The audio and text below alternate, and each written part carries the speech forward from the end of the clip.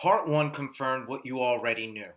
It's very difficult to land a high profile job on Wall Street. But now you realize that the answer to the common question, how do I get a job on Wall Street, is rather tricky. Simply because the answer keeps changing as the wall you're climbing continues to increase. The standard established by the competition trying to get a job rises because the competition is stronger and because the amount of resources available to you becomes more accessible. Finally, part one made you take a step back and with simple logic help you realize your biggest mistake, not accessing those resources. Part two further hits you with a sobering dose of reality. The next two ways to get into Wall Street.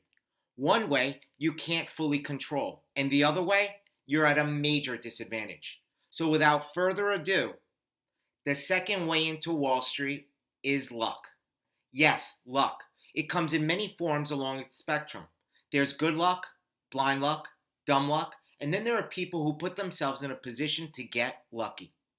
I've heard countless stories where luck plays a huge role. But luck isn't a viable strategy for you to get into Wall Street, right? I don't believe that. You ever wonder why certain people often get lucky? Behind many lucky stories, you'll find elements of trying hard, persistence, and making yourself available to get lucky, simply because getting lucky is a derivative of determination. Can lightning strike you in your home on your computer, lamenting about your prospects of getting a high profile job on Wall Street? I don't see why not. But if I had to bet on who's going to get lucky, then I'd bet on those individuals that consistently try to open doors, meet new people, better train themselves, prepare, and the ones that always maintain a positive outlook.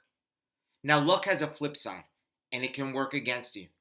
Bad luck stinks, but in a process filled with human interactions, bias, and circumstances beyond your control, you'll need to expect it. So instead of dreaming about all the ways to get lucky, let's think about some realistic ways you can get unlucky. Whether they actually are or aren't, banks are interested in diversity. Banks will limit the number of hires from any one school each year to create a diversified class. Here's Morgan Stanley's breakdown. You can easily gauge some sort of limit on any one school that keeps the percentages of the top 10 schools represented between 5 and 10%. Looks like there's a soft 5% limit with exceptions possible for great talent.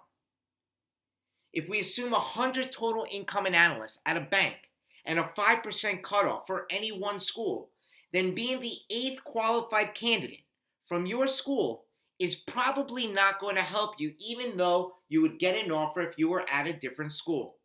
Sorry, we like you and we want you, but we have too many new hires from one school. That's bad luck.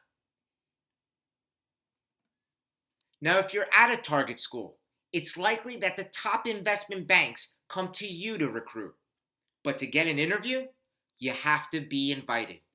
That invitation is granted from a pool consisting solely of your school peers, which negates one of your biggest strengths compared to the overall competition, being at a target school. From the perspective of the banks, evaluating 300 to 500 well-rounded students from the same school to offer 20 to 30 interviews is tough. How do they narrow the field down? GPA is a great start. On paper, you may be better qualified for the job than most candidates outside your school, but to get that initial interview, you're facing that hierarchy within your school. Many firms establish a GPA cutoff during the process of filtering out the best candidates. Even falling slightly below the firm's cutoff can knock you out of the competition. Call it a lack of determination on your part? Maybe. Or how about just plain unlucky that you missed the mark? When you're one of 300 to 500 resumes in a pile, I guess it doesn't matter your position in that pile, right? Wrong again.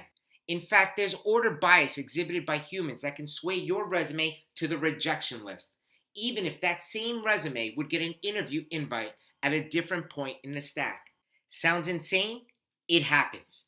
If you fall victim here, it's simply bad luck.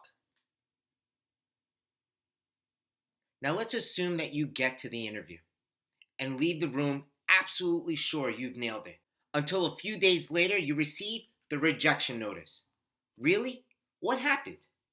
This is where some people go bonkers trying to understand what went wrong. Here's a few answers. Ever had a bad day? I'm not talking about you. I'm talking about the interviewer.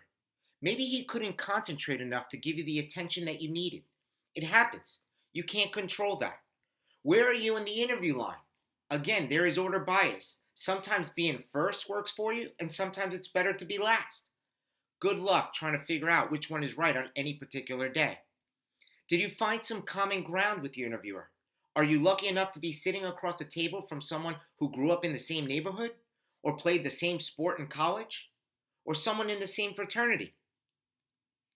How is your interviewer viewed at his firm or her firm? Is the interviewer a person with a voice within the company? A rising superstar within the firm whose recommendations are respected and accepted? Or someone that is just an average employee, or worse, on an internal downward slope? All this affects how his recommendations about you are received internally at the time decisions are made. And how about human bias? It's real. Here are a few examples of human bias: confirmation bias, affective heuristic, anchoring, and intuition. All can affect the outcome of your interview process, and they are all uncontrollable.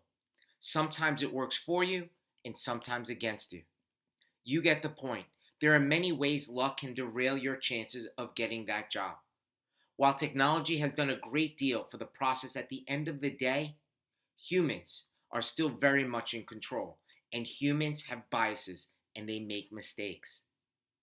Unfortunately, luck is the wild card in this process, but you can be determined enough to create opportunity and to make your own luck getting over that wall. The third and last way of getting a high profile job on Wall Street is through a network.